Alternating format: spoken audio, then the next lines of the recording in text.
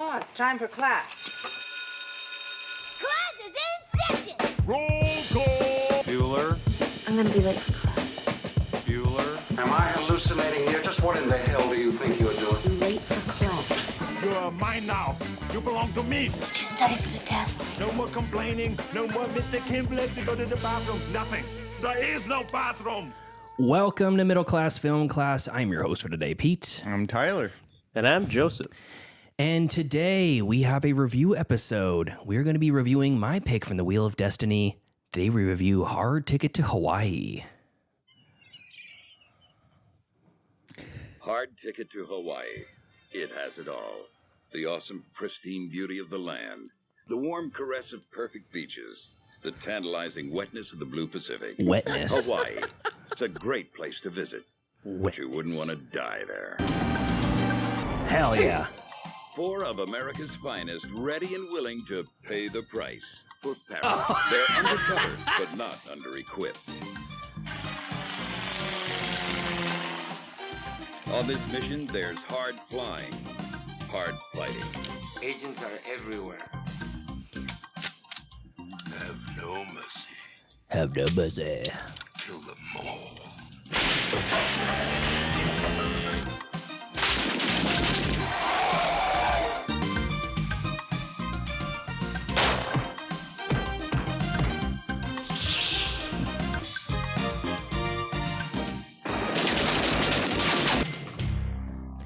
All right. This ain't no hula. Oh. It's a hard ticket to Hawaii. This ain't no done yet. hula. This ain't no hula, baby. This is a hard ticket to Hawaii. Is that a saying? Is that like a thing? Hard ticket to Hawaii? Like a hard ticket? What does that even mean? Hard ticket to paradise. I don't know. I don't know what that means, but it's certainly a compelling title. Well, What's a hard ticket? I don't. That's what I'm saying. What is it? I don't know. Yeah, it doesn't I know what matter. a hot ticket is. But what's a hard ticket?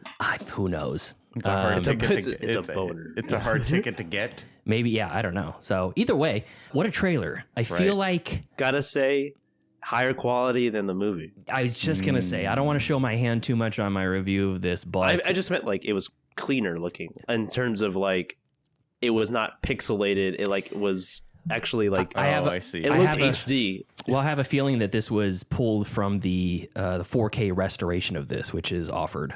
There is a Why was that done for this movie? We'll get into that. So, Hard Ticket to Hawaii of 1987. This is rated R, as you might imagine. Clocking in at 96 minutes, a nice short 96 minutes. On Tubi, it's close to 2 hours.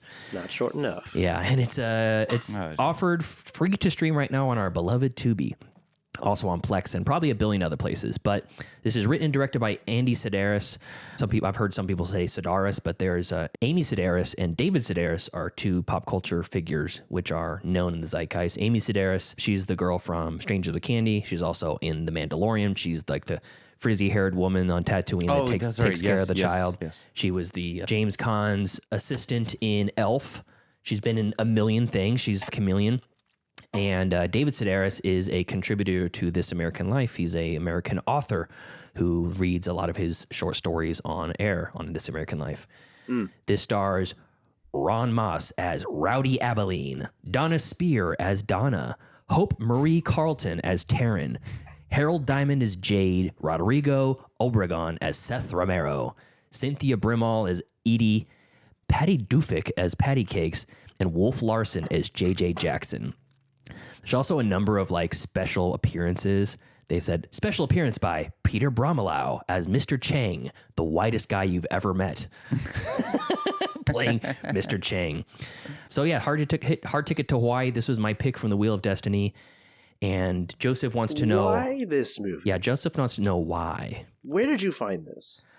Well, I saw the one scene, which is the more famous scene in this movie, where there's the two main male protagonists are riding their Jeep, open top Jeep with both doors off down some Hawaiian sort of, I don't know, highway or something like Two-lane that. road. Yeah, something like that. And a skater assassin comes in on a skateboard and they blow him up and his inflatable doll with a rocket launcher. Yes. And I saw that and I thought, where can we go wrong? And how wrong I was. So, so we'll get into this movie or this review right now. Tyler, you have, first off, So you found this movie just based on the scene. the one clip. Yeah. And Okay. I know really? I know Andy Sidaris is this like kingpin of sleaze from like the 1980s. Yeah. Yeah. In Malibu Express and a number of other movies are his like claim to fame. And that's pretty much, I just wanted to get an idea. I've never seen any Andy Sidaris movies. I wanted to get an idea for it, bring it to the show. Thought it'd be good fodder to talk about. And hopefully the rest of the movie could keep up with this, which we'll figure out in a little bit if that's the case. Before I get into Tyler's initial thoughts on this, I want to say thank you to the people on the YouTube live stream, which are here. We have a new viewer, Way Better is their name. I'm not sure if that's somebody we know or random, but thank you. Welcome. My love of my life is in the chat. And if you're listening to us on the podcast stream, just go to the YouTube page. It's just youtube.com/@middleclassfilmclass. One of the dumbest. The at sign. The at sign in the URL. Or you can just Disparage it. or just go to YouTube and just search Middle Class Film Class. You'll find us. It's our logo, just like the podcast has. Subscribe, turn notifications on, and you can be notified when we... Oh, Jesus. You okay, Joseph? Dying. Oh, my God. Dying, LA Turtle style. But yeah, if you turn notifications on, you can find out when we go live and watch along. It helps a lot if you watch along live or if you just watch the YouTube stream rather than the podcast stream. It makes a big difference for us. And Joseph is remoting. He's dying. Yes. Yeah. He's Previously mentioned. Yes. Yeah, he's pretty much on death's He door. missed it. We This missed is it. the last thing I'll do, so it better be good. Yeah. Oh, boy. So, Hard Ticket to Hawaii. Tyler, you've seen this before. And Yes. tell us your experience with this. Okay, so me and the late great Brent Daniels, we were on a kick with watching old shitty movies, and we like you mentioned the aforementioned the skateboarding scene. Yeah. We saw it on YouTube because we'd always fart around on the internet, and we just found this. We found this clip, and we thought to ourselves, what is this movie? Where did this come from? Yeah. And so we thought we were just like, okay, let's find it. And then we saw A Hard Ticket to Hawaii. And then You found it. You said last week you said you found it on VHS at a thrift store. Is that true? that is true. Or is that just a lie? I don't. Was that a lie, Tyler? No. So can I continue? Yes, my story? continue. We found the clip, and then we went to the thrift store, and it was almost like fate that we found this VHS tape. Okay. And so we found it, and then we watched it, and it was great. Would you like to hear my Letterboxd? Oh, you have a letterbox review for this? I do. Oh, hello. Come along, won't you? As Tyler reads his own letterbox reviews. This is me, myself, and Tyler. Please read your own letterbox review for this movie, Tyler. Okay, so the review goes as this. This movie can be shit on, made fun of, and be regarded as a bad movie.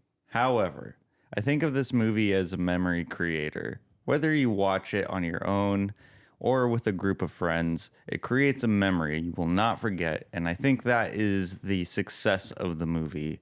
Probably unintended, but the aura of the whole production feels like it was a vacation for similar aged people. It's fun, plain, and simple.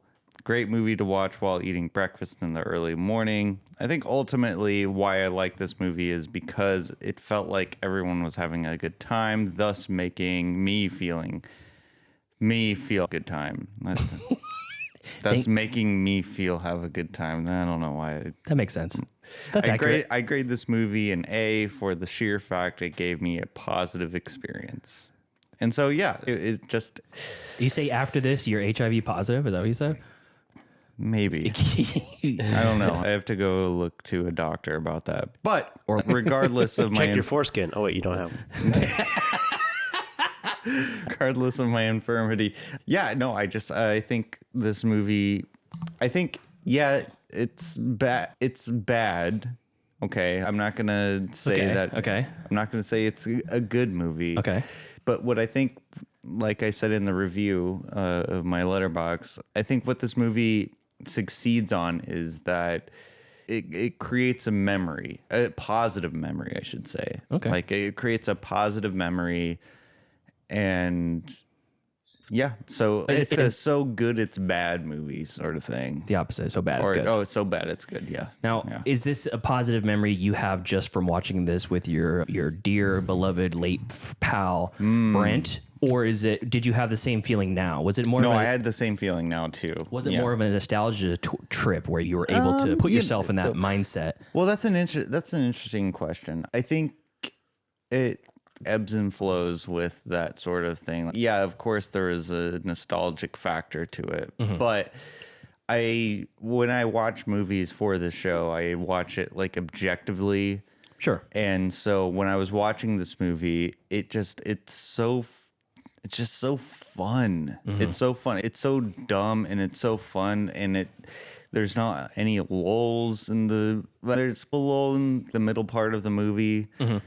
However, it just when I think about the making of this movie, it was just people wanting to go to Hawaii and make an action movie and having a vacation and just like a reason to get Just like Sandler does with his movies now. exactly that. So yeah, definitely I rated it a 5.5 stars. So 5.5 stars out of how many?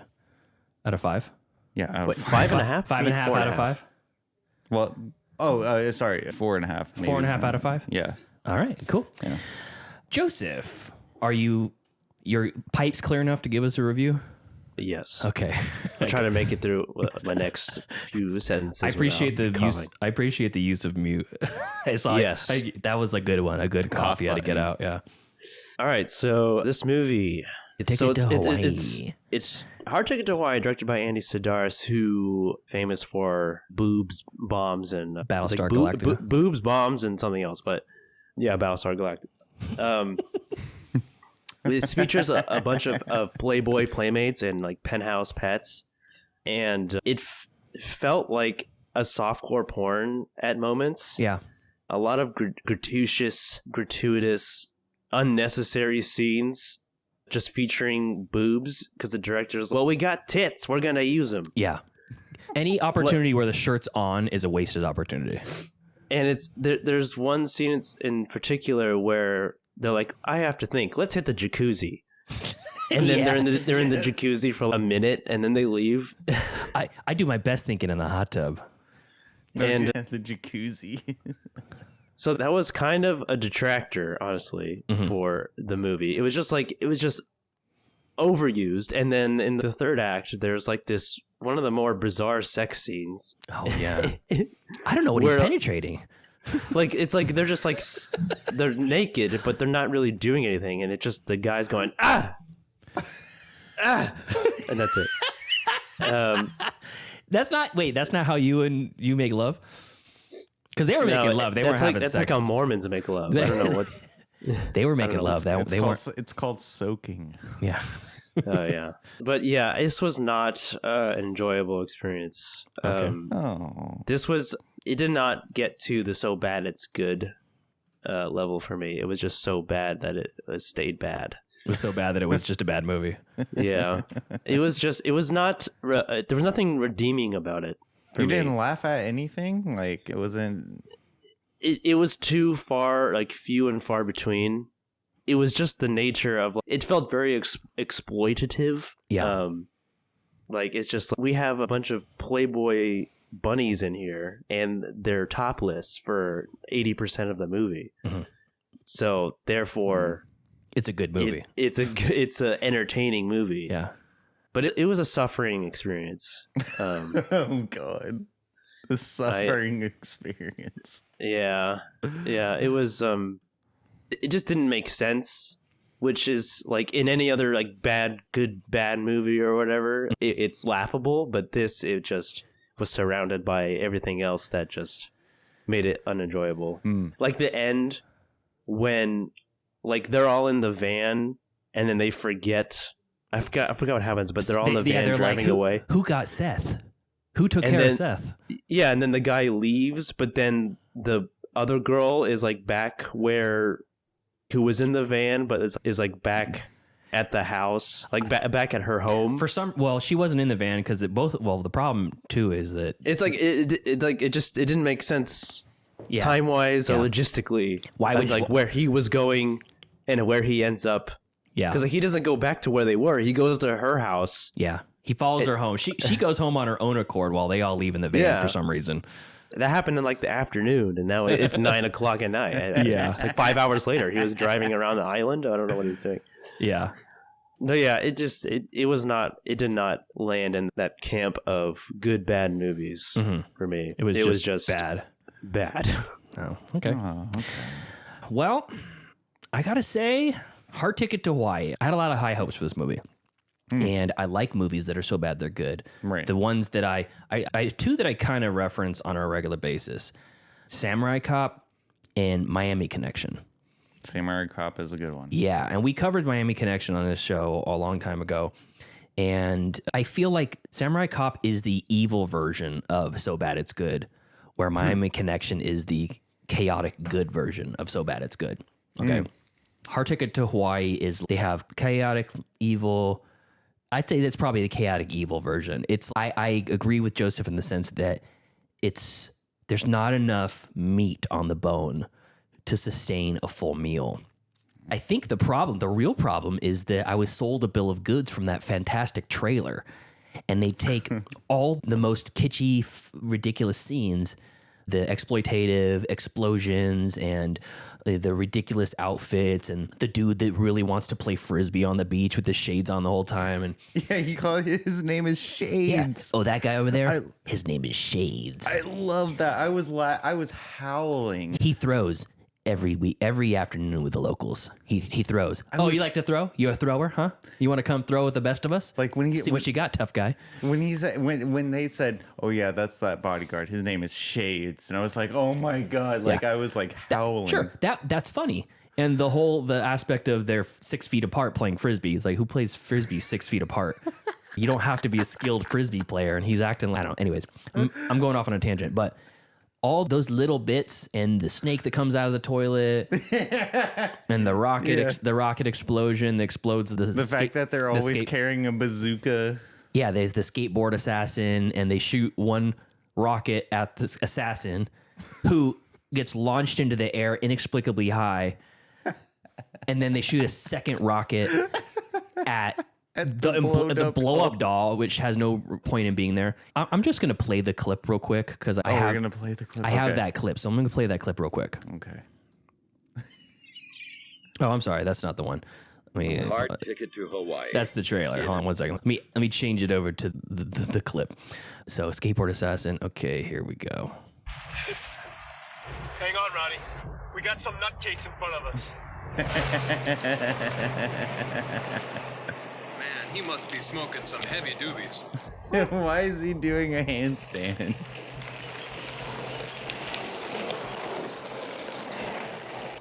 Come on! Let's hurry up. I like this car too. It's a car. So So it makes no sense. It's paid off later. It's paid off later in the movie because he really can't hit a target with the gun. He shoots that actually, you know what? Nine that's actually, shots. Yeah, that's actually yes, exactly. Like when they do in the shootout. Anyways, that's the scene that I saw, and I'm like, this movie's got to be dynamite. This guy is probably full of ridiculous stuff like this. If they put that ridiculous scene right in the middle of this movie, there's got to be all kinds of ridiculous stuff like that. It's not really. The snake's ridiculous. The rocket explosion is ridiculous. Him, like the kind of fight in the house, let me down. He shoots the rocket indoors, which I thought was very short-sighted. Risky. Yeah, very high risk, low reward. And then the razor frisbee makes no sense, but I thought that was pretty funny. The rocket launcher also makes no sense because it blows up the guy and it blows up the doll, and then it doesn't blow up the guy in the house. No, and then it just blows up the head of the snake. Okay, well you're trying to put logic into this kind of movie. There's like a handful of fun scenes. This movie should be like a YouTube compilation. It should be like a 10-minute YouTube compilation of the best scenes from Hard Ticket to Hawaii and like remove the rest. There's unnecessary characters from like the maitre d' at the restaurant. Oh, Eddie's. Edie's. Oh, Edie's. Yeah. Yeah. What a name. Edie's. Well, Edie's the girl's name that owns the restaurant. Yeah. You know? No, Edie's. Edie. Though. Think about it. Edie's restaurant. Edie's. Okay, You keep saying it. What do you mean? Edie's. Okay, moving on. But that guy's a complete chauvinist. The entire time, all he's doing is like hitting on women, making them uncomfortable, talking about the tits of the hostess or whatever. And you're like, oh god, like this guy. I get it. He's supposed to be dope or whatever, but he's not even a bad guy. He's just a side character. I don't think that he's even honestly played as a bad guy in this movie. No, he isn't. He's just a pervert. He's a stand-in for the audience. So Yeah. He's just a misogynistic piece of shit. sure, yeah, hilarious. Yeah, it is. And I don't know. There's not enough here to make me be like, I can't wait to watch this again. It's trash, but it's just like, it's not full enough for me. I just don't like it. So I came down on it pretty low. It was just not funny. Yeah, it was a really tough watch. We're watching Miami Connection, and it's like they got the great band. They got Dragon, what do they call it? Dragon Speed or Dragon Power or something like that. I know it's not Dragon Force. No, it's not. No. I think it's Dragon Sound. Okay. Yeah, they got Dragon Sound. There's the ridiculous fight scenes. There's bad guys that are ridiculous. There's ninjas that kind of pop up out of nowhere. There's motorcycle ninjas. There's so much fun stuff about Miami Connection that is... But Hard Ticket to Hawaii didn't have that No, effect on you. Yeah, I think I was spoiled by a really so bad it's good movie. Well, two of them. Again, Samurai Right. Cop, and Miami Connection. Yeah. So that's where I come down on it. It's eh. And this is the highest rated of Andy Sidaris's movies. That was the other thing His too. filmography. Yeah. The other thing is Wow. I thought, well, if we're going to watch one of his movies and get to know who he is as a filmmaker, it wanted to be his supposed best made movie. You know what I mean? Sure. Yeah, in 2014, Paste magazine named this movie the best B movie of all time. Oh, I would not agree with that. I'm like, what parameters? Have you even seen a movie before? I don't. Would you call this a B movie? Is that what you'd call this? Yeah, It's definitely a B movie. Yeah, it's Okay. definitely a B movie. I don't know. When I think about B movies, I always almost think about like monsters, gore and monsters and Oh, just like horror movies. practical effects. I guess it makes sense because it's just like a low budget, crappy action movie. Like I think the thing that I really liked about this movie too is it's simple and fun, and you can like really just not really think when you're watching it. I was thinking a lot. I was thinking, how long is I this was movie? actually thinking quite a bit when I was watching this movie. I was thinking, when can I turn this movie off? Don't get me wrong. I was thinking because I have to review it for a movie podcast show that we all do No, together. I think, don't get me wrong. I'm a great thinker. I think hugely. I think Bigly. Yeah, that's it. But I think I understand the criticisms that you guys are coming across of, and I appreciate it and I respect it. However, You disagree. I disagree. And I'm cool with that. I like the fact that you disagree. I hope that by the end of this review, you keep your 4.5 star review, because to be honest, No, you hate This how is- I changed my mind during the show. Variety is the spice of life. People don't want to hear three of us parrot the same thing back to them. I want, if people align with Tyler's taste and you give us a great review, and they're gonna like it. If people align with me and Joseph's taste, and we give it a crappy review, and then they're I'm gonna stay away from it. Yeah, and then I'm the pariah.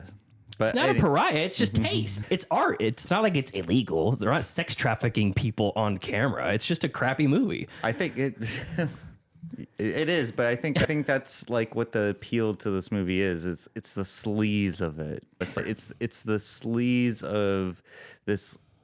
By the way, these are supposed to be DEA agents. Yeah. I see no badges. Well, they're undercover. I see undercover. Yeah, but the two main girls. ASAC Schrader. Yeah. But the main two girls, though, well, first of all, their uniforms. I don't know if that's. Well, again, they're undercover. That's undercover. That's undercover. Yeah, They they're look undercover. like park How- rangers. No, they do not. Yeah, they kind of do not. they No, look I'm like saying they're dressed as like park rangers. park rangers and Daisy Dukes or whatever. Yes. Well, yeah, I mean, yeah, Daisy Dukes. Can we talk about the what's it called? Okay, Air. What's the name of the island that they're on? Honolulu? No, They're it's in not. Hawaii. I don't know what island there is. There's one of there's one of them is actually No. Oh, yeah. Oh, yes, I'm not going to even attempt to pronounce it. because Molokai. Molokai. That's it, Molokai. So they have Molokai Airs, like this shipping company, Right. and they work for them, moving cargo from island to island. Right. Right. They're shipping from island to I didn't island. know the DEA had a. They have to have day jobs. They have to blend in. So that's what.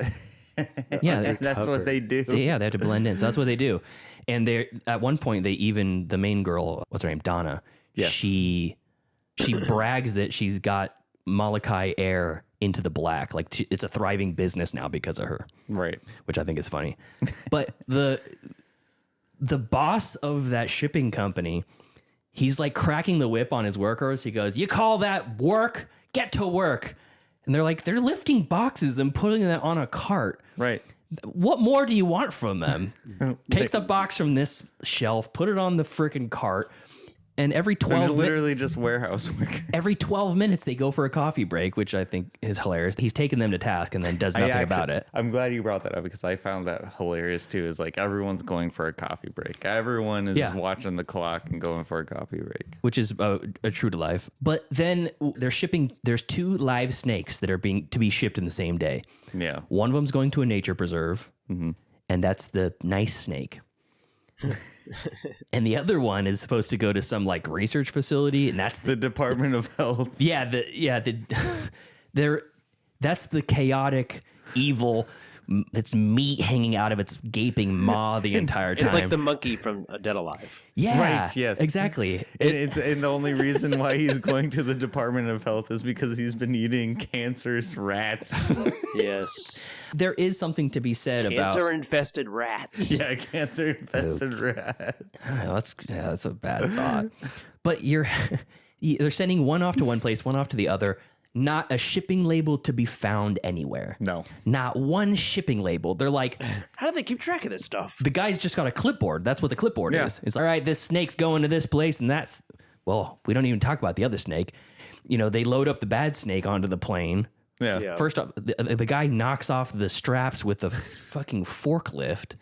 How he did not notice that is beyond me, but okay. That entire warehouse segment looks like a occupational health and safety warning video. It does. They're like operating like this could happen to you.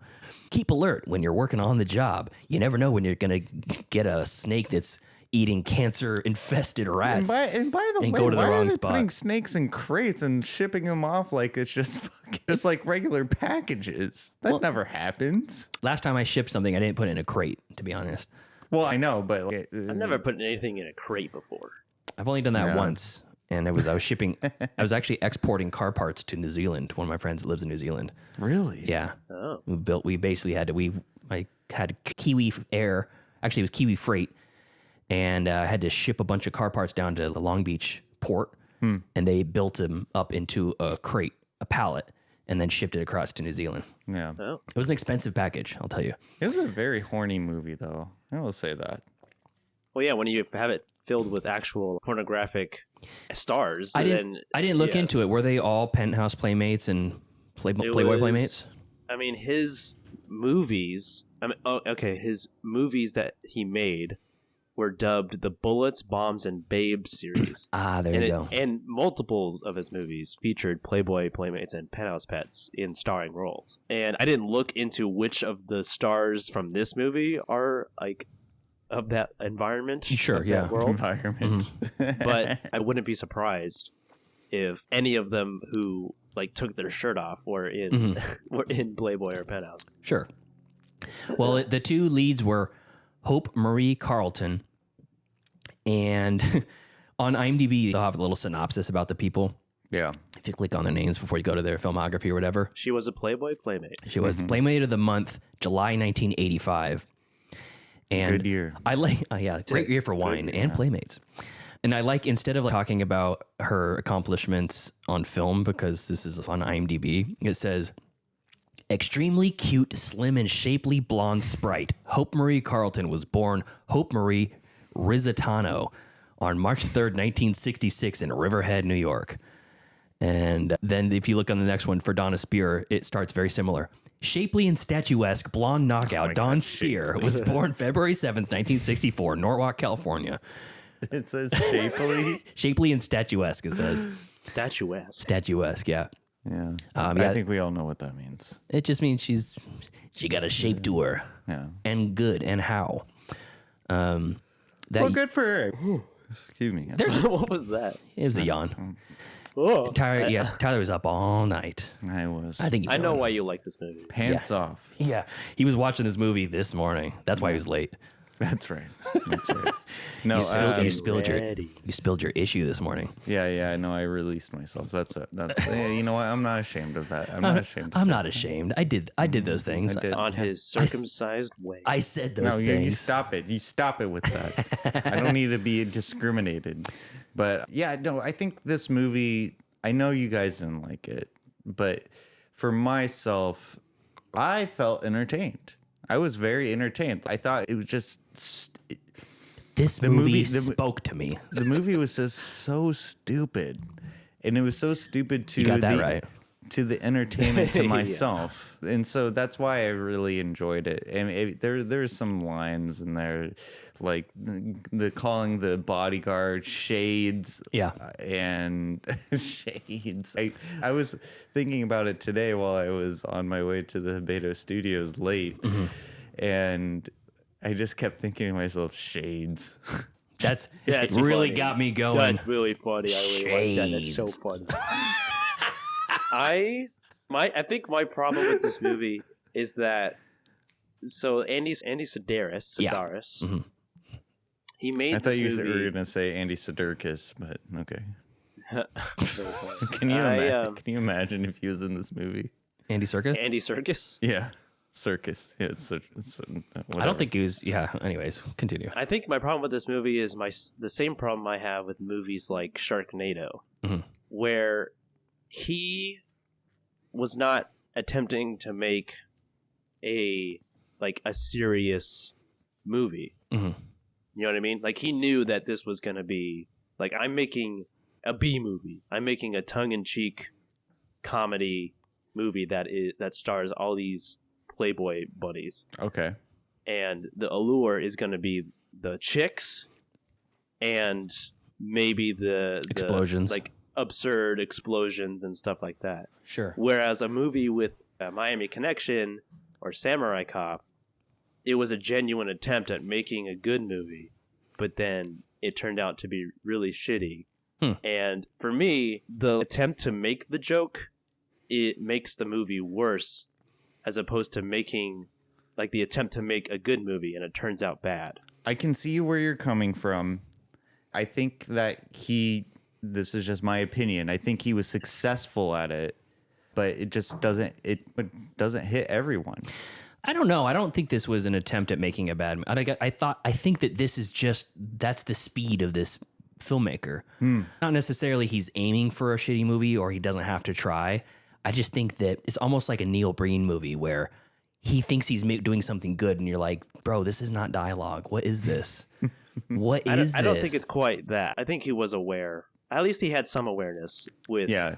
Like, there's no way that he was filming that blow up doll explosion scene thinking that this was going to be played. Okay, that's fair. That's fair. That is fair. Yeah, that is fair. We should watch that clip again. I'm just kidding. That's the best part of it. That and the trailer, because the trailer sells you this bill of goods that it's nonstop action, chicks in sunglasses, ninja stars. Oh, by the way, so this movie came out in 1987, correct? And so I'm thinking that the target audience was like pubescent teenage men and middle-aged men who just want to see a bunch of topless chicks. They just want to see tits and explosions. So I think now that I'm thinking about this, I don't think he was trying to make a bad movie, Joseph. However, I think he was trying to make a targeted movie towards. I don't think he was trying to make a bad movie. I think he was trying to make a comedy. Oh, I see. Almost like a Lethal Weapon like buddy cop sort of movie but I think he's just out of his depth. I think that's what Well, at the time, movies like Sharknado, like that genre of movie wasn't, like, at least as far as I know. I mean, I wasn't around in the 80s, so I don't know. But as far as I'm aware, it doesn't seem like that type of movie. Like, we filmmakers were not aware at the time that they could make movies like that. I'm going to make a movie so bad intentionally that people who like bad movies are going to come and watch it. I just can't draw a straight line from Sharknado to this. No, I think there's a pretty big chasm from the intention of the filmmaker. But again, agree to disagree, and we're thinking probably way more than Andy Sidaris even thought about making this own movie. Right. Yeah. I feel like this and Malibu Express and his other kind of like movies in this pantheon of movies is it's an excuse to go on a vacation, for one. Correct. And I mean, they were in Hawaii the whole time. Oh, really? I didn't know. Yeah. Excuse to go on a vacation, excuse to hang out with Playboy playmates and hang out on people's yachts. The yacht was owned by, let's see, where's this guy? Where is it? Oh, wait, they know the owner of the yacht. Yeah, where is it here? He made a genre of movies that had explosions and tits. So he knew what he was doing. Yeah.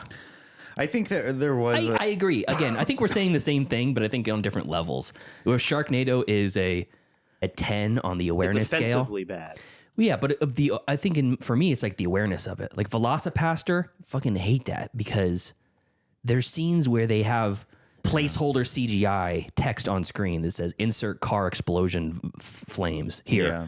Right. And it's like you know what you're doing, and you're like trying to cash in on this like trend of watching these crappy movies. Yeah, it's interesting. And that's Sharknado to me. That's like the same thing. Sharknado definitely has that sort of aspect where like you can infer from the title Sharknado, but with Hard Ticket to Hawaii, I think it was just like you were saying, Pete. It was an excuse just to go on a vacation, to hang out with Playboy.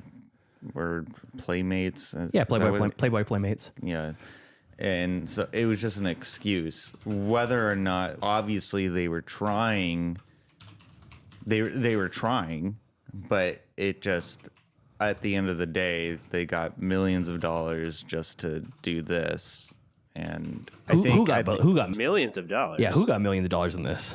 Well, the director or the creator, maybe the producers and stuff. Yeah. I don't know. Let's see. I think the actors got a pretty good payday as well. They got unlimited cocaine. That's what they got. I believe so. And so, I think for myself is when I watched this movie. When I watched this movie this morning at 6:35, I was thinking. Did you really watch it this morning?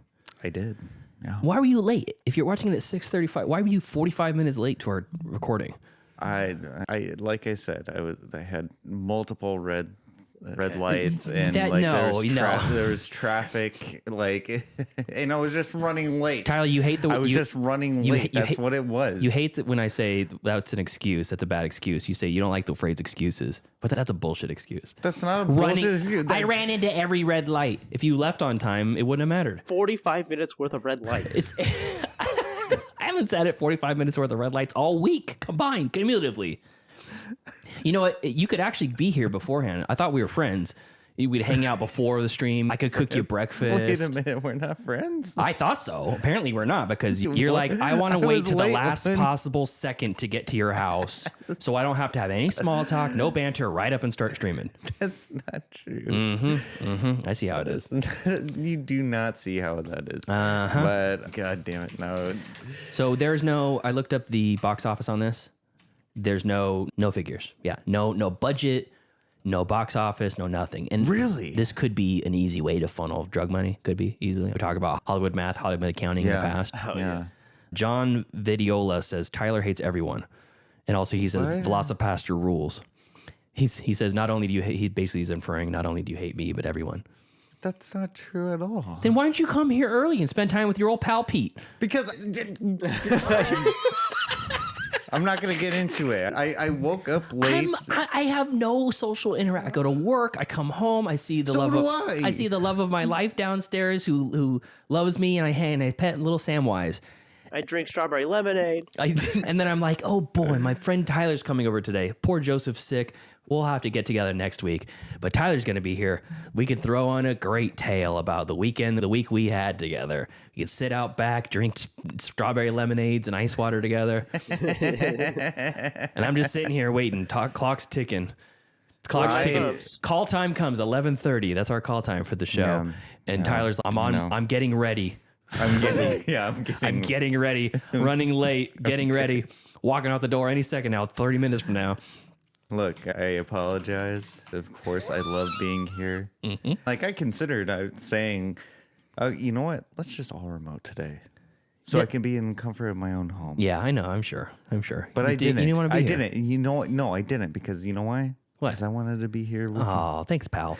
But anyways, I'd rather be late. I want to. Stop it, Joseph. I didn't mean to be late. I want to go back to a thing I was going to say before Tyler ran me off the road. So the first time you see the girls jump into action, they get ambushed by some of the bad guys. Yeah. She throws the nunchucks at him. Yeah. That's not how you use nunchucks. She just throws them. That's why I said she throws the nunchucks at him. Why? But that is the dumb blonde thing, right? That's the Andy Sidaris being like, look stupid at she this. is. I know she's a DEA agent and perfectly capable. Her police issue nunchucks that she got. Then she throws and then there's a throwing star. Yes, thrown. that's the other thing I was going to say. The only movie I've ever seen where after a throwing star is used, she retrieves the throwing star, which she retrieves it. I appreciated that. Yeah. Also, the remote control helicopter carrying the little briefcases full of diamonds. For a second, I thought they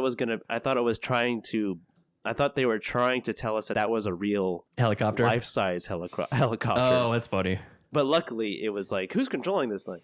Yeah, no. Did you notice in the credits that they credit the helicopter pilot and also builder?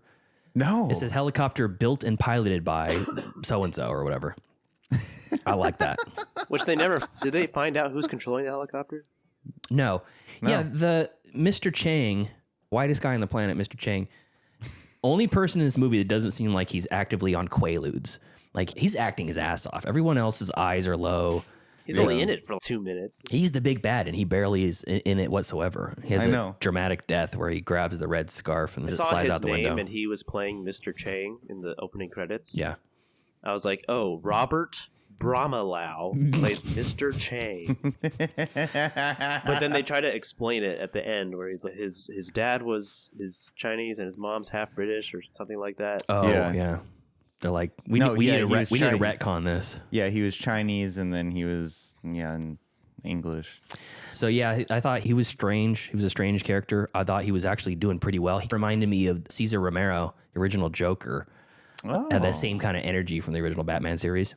Yeah. Bringing a good energy while everyone else is freaking high off their mind.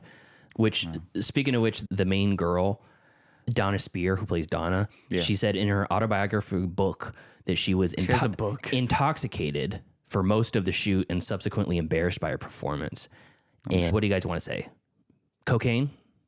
Quaaludes? What do we want to say that she was on? Yeah. I would say probably Coke is the 80s. Yeah, it was probably Coke, but I think, Coke and booze. The era says cocaine, but her performance is Quaaludes to me.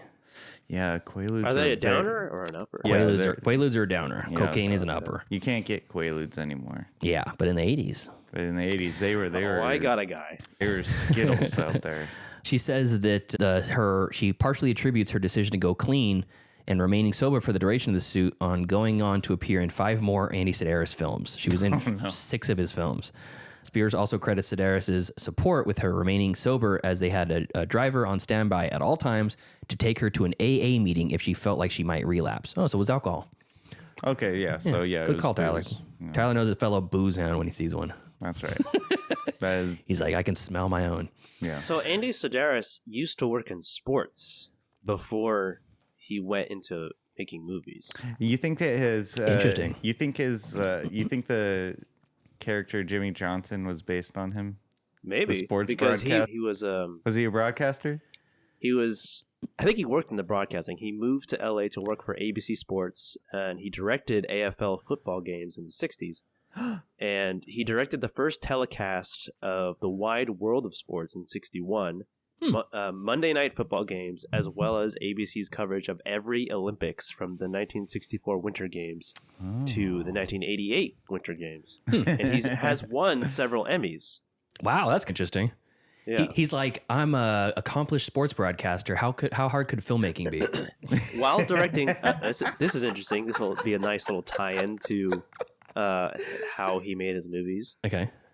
While he was directing college football games on ABC, Sidaris pioneered what became known as the honey shot. Can you guys guess what the honey shot entails? Is it the girl's butt? Cheerleader's butt, maybe? I don't know. Tyler? I couldn't tell you. Close-ups of cheerleaders and attractive female fans in the stands at sporting events. This guy seems like a creep. Well, have you seen the movie? Yeah. No, I haven't seen. Actually, I don't think I've ever seen a movie before. I'm going to power through some of my notes here. They're flying in cowboy boots. That can't So be he was a- safe. Oh, yeah, Yes, the Yeah, cowboy. The cowboy. Oh. What is that? What is that? A terrible line by Seth Romero. If brains were bird shit, you'd have a clean cage. That didn't make any sense. That didn't make any sense. When Rowdy and Jade are first introduced, they're doing karate on a boat. Right.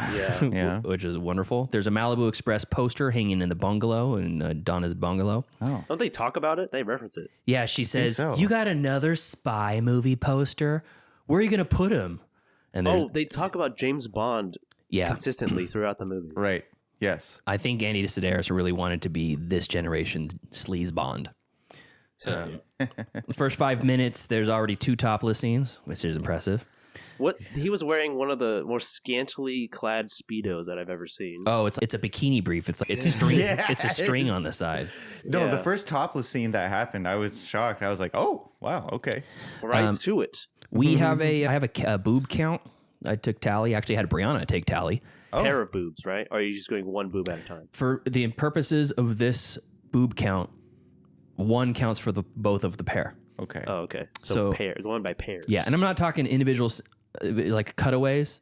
If it's a same scene and it cuts away and cuts back to the same girl's boobs, that's all one. That's one. I have integrity. How many scenes, I have basically? integrity. Yeah, how many boob scenes? Okay. Do you guys want to guess how many boob scenes there are in this?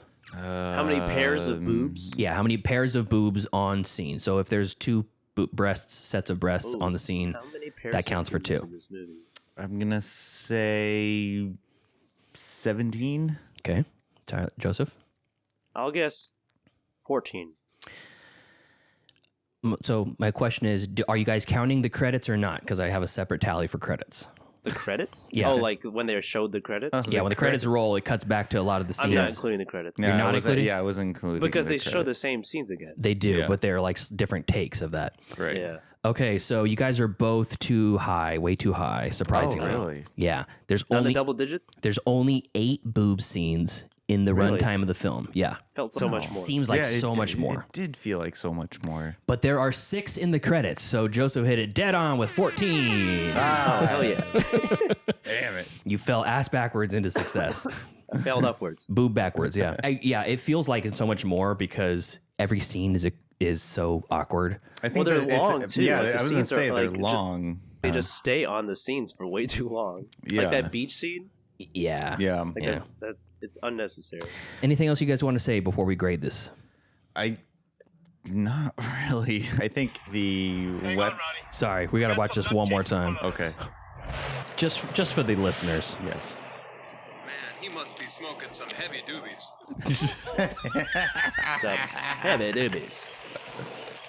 It's pretty impressive though. Yeah, he's on the gauge, like doing that The handstand skateboarding. through. He says, "I think they're gone now." They didn't even comment on them in the first place. Yeah. They're like, "Hey, what look at- does that even mean? Look at this guy in the back of this truck. He looks like no good." Oh, don't. The snake. We didn't really Fantastic. talk about the snake. It Oh, just yeah. seemed, it seemed like a weird, Yeah. pointless subplot. That I mean, Yeah. I guess it comes through in the end, but it just. Was that a butt joke because of the toilet? Why does the toilet explode? I don't know. Who knows? I don't. Yeah, Who when the knows? snake comes out, he triggers an explosive device. Yeah, because like they were like, they're talking about the snake earlier in the movie. It's like it eats all of its prey like alive and whole, right? Yeah. I know. They're taking. This is what I found hilarious about this movie is that they're taking. Supposedly, they're taking the snake to a nature preservation center. Yeah. And they have this book on how to take care of snakes. Yeah, you don't think the zoologist who is at the center knows how to take care of a goddamn snake? They're like, make sure they get this guidebook. It's not in the package or anything. It's just why does the zoologist need to have an instruction manual on how to take care of the snake? I think they know best. Yeah. So that made me laugh too, because they were just like reading like from National Geographic sort of pamphlet. And it's just like it was like the equivalent if they Googled what to feed a snake. Exactly. See, joke's on you, Joseph. They didn't have Google back then. I know. I'm saying if it was nowadays, that's the equivalent. Like they were saying such basic facts of snakes, and I was just like, Joseph, what else do you have to say about the snake? But even the snake, they're like it eats everything like whole. It eats alive and whole. Mm-hmm. But when it kills those people, it doesn't eat them at all. Oh, that's true. He doesn't. He just chews them up. He chews them up, and then oh God, what was the guy's name that died? Oh, I can't remember. It was like they reference him like we know who that guy is. It was like it was like the couple. We've been in the movie earlier. Oh no, it's Jimmy. Oh, Jimmy's dead now. Everyone's like, I know, like they have the Polaroid of like the snake attacking. Hold on, this was stuck in the camera. Oh, it was the snake that did it the whole time. And but the snake didn't even eat the people. Like ate the crust of the people. Maybe, I guess. It just ate the head of the broccoli off, left the stems. Yeah, exactly. And then there's a point in the movie where there's someone running outside and they trip on like a drain cover. Yeah. Yes. And then it shows that it's open robbers. Now. Yeah. But then 30 minutes later, we see the payoff of the snake going into the septic and tank. that's when it comes out of the toilet. Oh, Andy Sidaris, you done it again. He plants the seed, man. He plants that seed. He's like, remember this? He's a cinematic genius. Yeah. Is he crazy or is he so smart he seems crazy? One of the biggest things that is a problem is the rocket launcher logic. Yeah. It blows up a helicopter. It blows up a human and a blow-up doll. But it doesn't blow up a human inside of a building, and it blows up only the head of the snake. Yeah. Wildly varies. Maybe they have different size rockets, like you can get different shotgun shells. Oh, yeah, one's maybe buckshot, one's a slug. What was weird he though flips the switch to low. You know what was weird is like that snake got like shot in the head like 3 or 4 times, and it still didn't die. Well, it's all those cancer-riddled mice that is eating. Rats. Yeah, all those rats. Keeping them alive. Joseph, anything else you wanted to say? What happens at the end? I can't even remember. After the whole... so they're on the boat, and they have the diamonds. Yeah, they confront Mr. Chang. They go to his office building. He throws a samurai sword at him, and it misses, and then they kick him out the window. He dies. He splats. And then they're on the boat and they're saying, we're going to take the diamonds now. So they're bad guys. The other girl, the like partner, she's not a DEA agent. Oh yeah, they keep calling her civilian. Mm-hmm. Yeah, you're just a civilian. She's not a DEA agent. I thought they were both. I know. I don't understand her relationship. It was vague at best. I don't understand the relationship of that. So you guys got to report this federally, right? Yeah. As agents, but me, a civilian, I don't have to do anything. So, and robbing someone and killing people. It had a Goonies ending. Yeah, I think, to be honest, I think that's fairly accurate because people assume they know how the law works, even though if they really don't. Like, if you're a lawyer, you could just confidently say, "This is how this works, and this is how that works," or whatever. When I was managing one of my shops in the Bay Area, when 10 years ago, almost. Mm-hmm. And we had a recovered theft repair at the shop, my body shop. We fixed the car, and we're cleaning it all up, and my detailer comes to me, and he brings an envelope full of cash that he found under the passenger side floor mat. And it was like $3,500 cash and like 1,800 euros. Damn. And so he brought it. He's like, hey, I just found this. What do we do? Because it was a theft recovery. This person had their car stolen and was gone for 2 weeks before they recovered it. That's why we were fixing it. It was all the damage from the theft recovery. And then you got your machine gun out of your your desk. There's more to the story than that, but long story short, we contacted the customer and asked them, hey, do you guys have run a business where you have to do like a cash deposit? Maybe you had cash that was in the car when the car was stolen. And they're like, no, nothing like that. I keep toll money in there, maybe $40 or something. I'm like, okay, well, we found some cash. It was a lot more than that. No, that's not ours. Okay, cool. I'm gonna report it to the police then for the investigation because there's an active investigation for it. And they gave me the contact number for the police officer, and I reported it. And then I told the customer how much it was, and they're like, holy moly, no, that's definitely not ours. Mm-hmm. Police came, picked the cash up for me the same day. And then after they had already left, the customer called me back and said, hey, you know what? We got to thinking, that's actually in my car. I think that money belongs to me. And you already gave me the information for the police officer. It's already with the police. It's in official. They brought an evidence bag and everything. Yeah. And she goes, well, how about this? How about you and I split it? I'm like, it's already gone. I like, A, it's gone. B, I don't want nothing to do with whoever's money that is. Right. Because they also found like 6 or 7 pink slips for other cars in the car and multiple driver's licenses for people in the car. So I was like, this is a sophisticated. This isn't just a smash and grab thing. Yeah, it sounds like a hard ticket to Hawaii. It really does. I was like, I don't want to end up in the crosshairs of Seth Romero. So I said, no dice. And what the police officers told me, because I told them about all this too. And they're like, well, if nobody claims it within 6 months, it does go to the owner. So I told her that. I was like, don't worry, you'll probably get it anyways, because who's going to claim this probably stolen money off of a car that they stole from you? You're such a Boy Scout. I would have just swiped that. I know you would have. I'd have been like, I want to be able to sleep at night, Tyler. Oh, well, yeah. I want to sleep at night. I don't kick dogs. I don't kick dogs. What are you talking about? I don't spit on homeless people, and I don't Anton Chigurh would be after you, Tyler. I know, and I don't take money that's not mine. I want to sleep well at night, unlike you, maybe. You know what's crazy is that, like, movies where there's, like, a character finds a bag of money that belongs to the mob or something, or, like, in No Country for Old Men, it's like, in my brain, I'm like, how would they find the person who found the money? Because people talk. I think that's why. Yeah. Word travels fast. Yeah.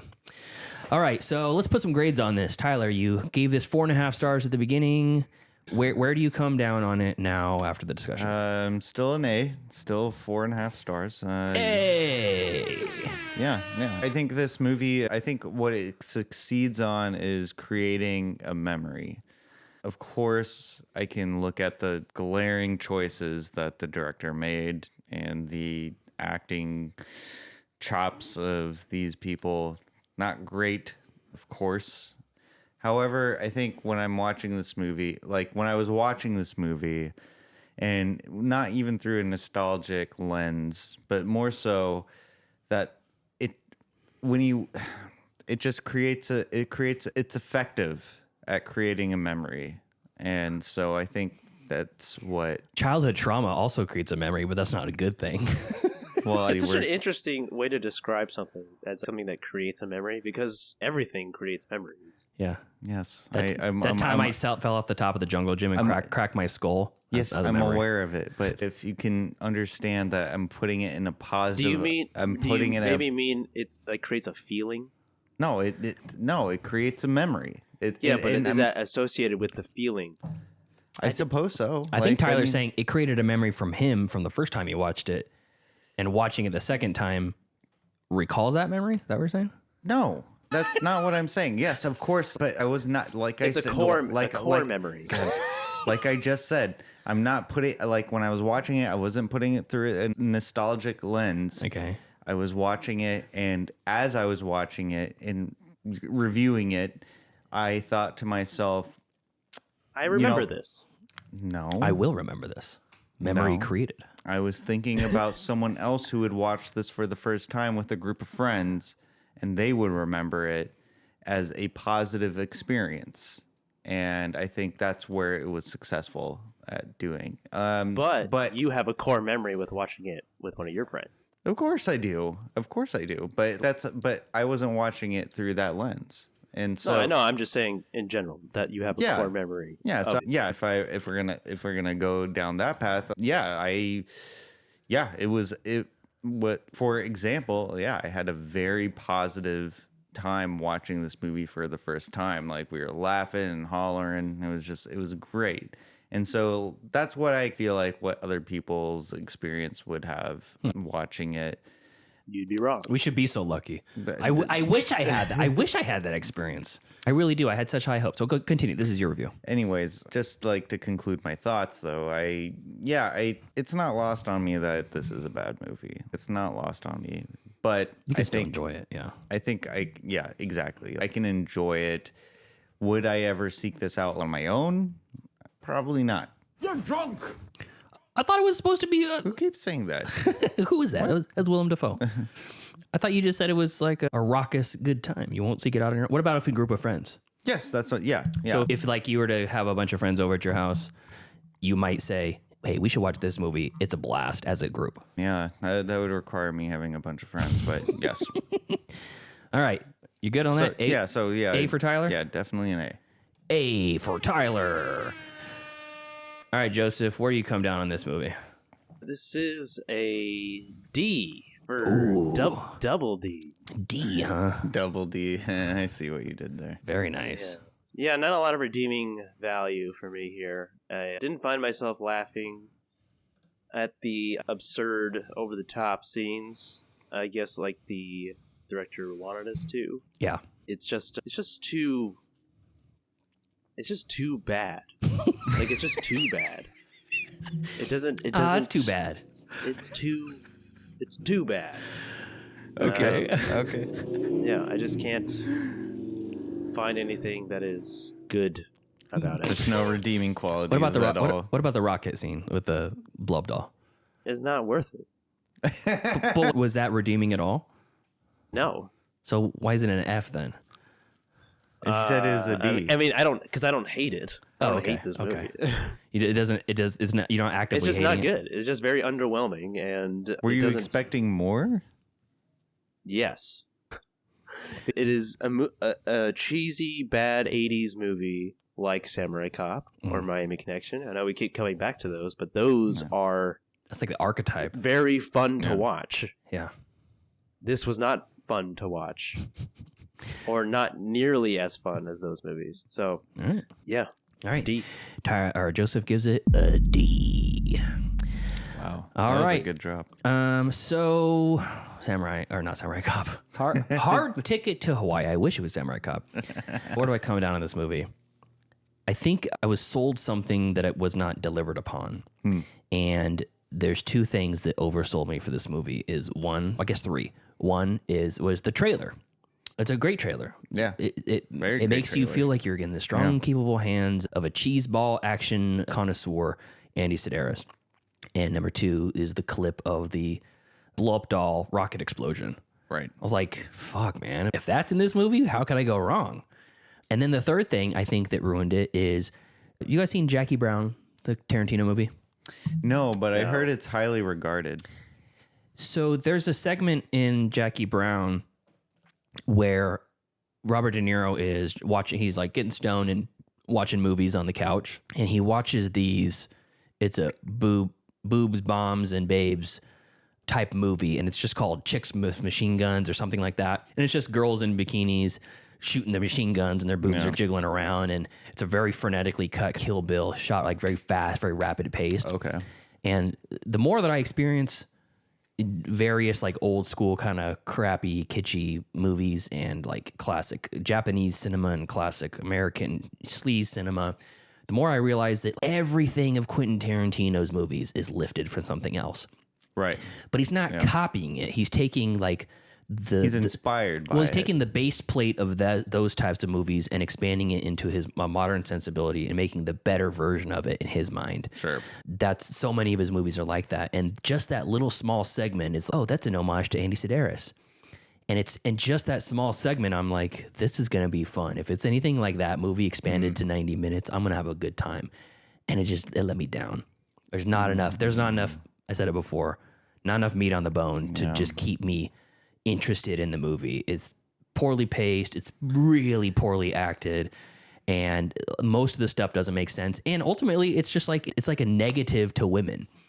And it's like, it is. It's like, very it's like misogynistic. I don't need everything to be a women's suffrage movie or equal rights or whatever. And I understand there's a place in history for that, but it's like, of course. it fucking sucks. So this movie fucking sucks is where I come down on it. And so what's your grade? I'll give it a D+. I don't think my God. I don't think it's quite as bad as, I don't know. This is a very polarizing episode. Yeah, I think so. Maybe a C-, but it's like the enjoyment wasn't even there. So the benefits is good explosions, ridiculous fight scenes, ninja stars. The snake I thought was actually pretty fun, although it didn't make sense. And just the sheer amount of explosions was fun. So Sure. Hi, Cosmo. So yeah, I give it a D+, D from Joseph, and an A from Tyler. And Cosmo, what do you have to say? Meow. This movie fucking sucks. Yeah. So now it's time for the Wheel of Destiny. 1 wheel, 8 slots, 3 hosts. This is the Wheel of Destiny.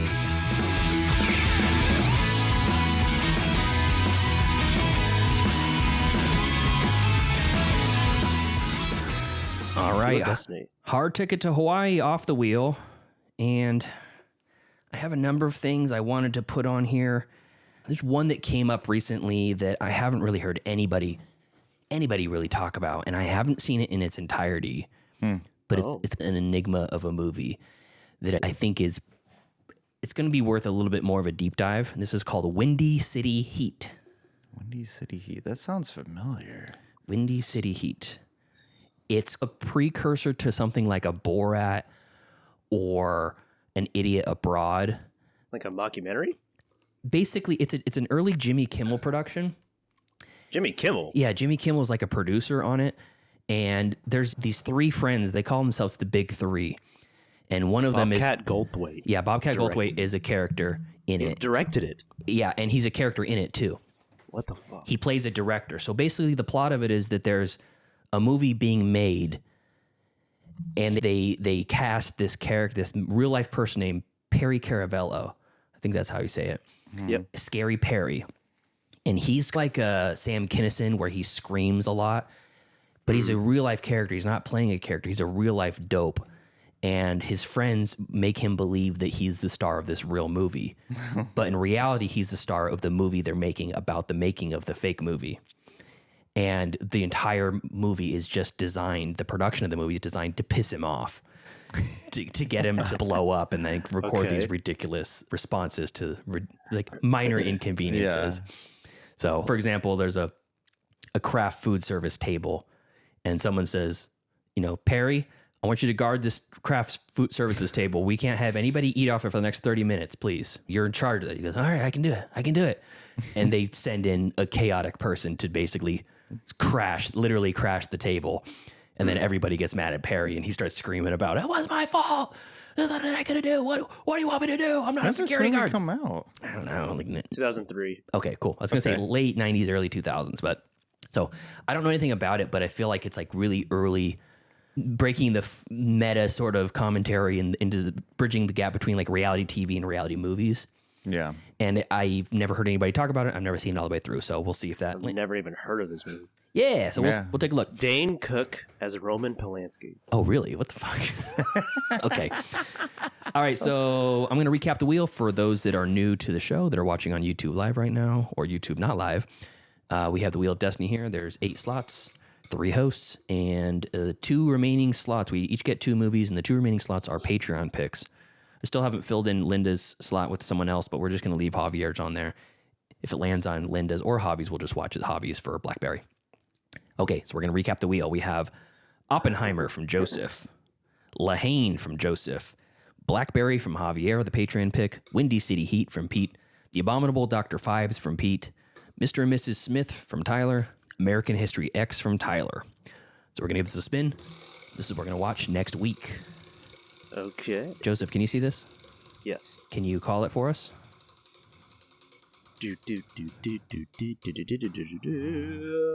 Abominable Dr. Phibes.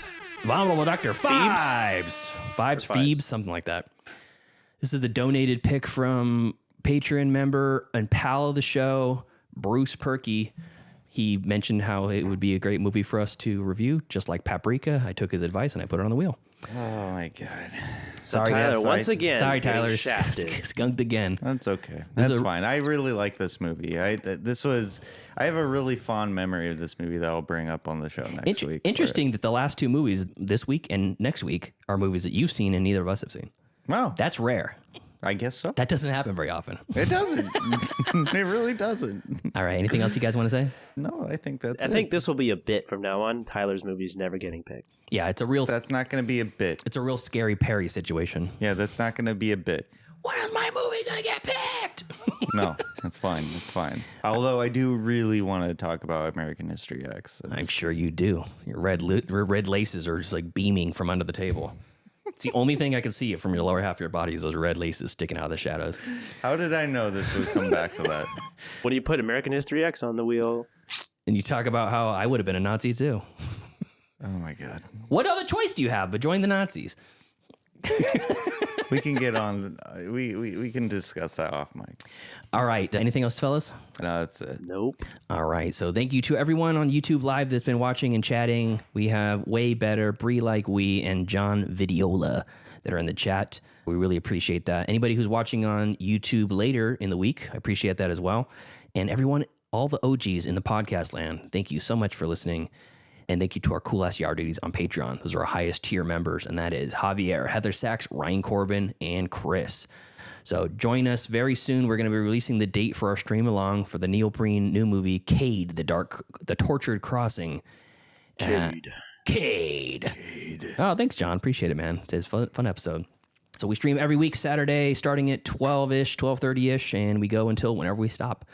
Join us next week. It should be a lot of fun as we review The Abominable Dr. Phibes. And of course, we gab and chatter and all that good stuff. So until next time, thank you for joining us today. Follow us next week. The Abominable Dr. Phibes will be in the crosshairs. Follow us on Facebook.com/MCFC Podcast and send us an email, mcfcpodcast@gmail.com. Yeah, and follow us on Instagram at Middle Class Film Class and leave us a voicemail, why don't you, at 209-730-6010. And follow us on Twitter at Podcast MCFC and on TikTok at Middle Class Film Class. All right. We'll see you next time. See you next time. See ya. Class dismissed. I gotta get out of here. The bell doesn't dismiss you. I dismiss you. You're free to go. See you next week. See you later. See you later. That's a wrap. Great show.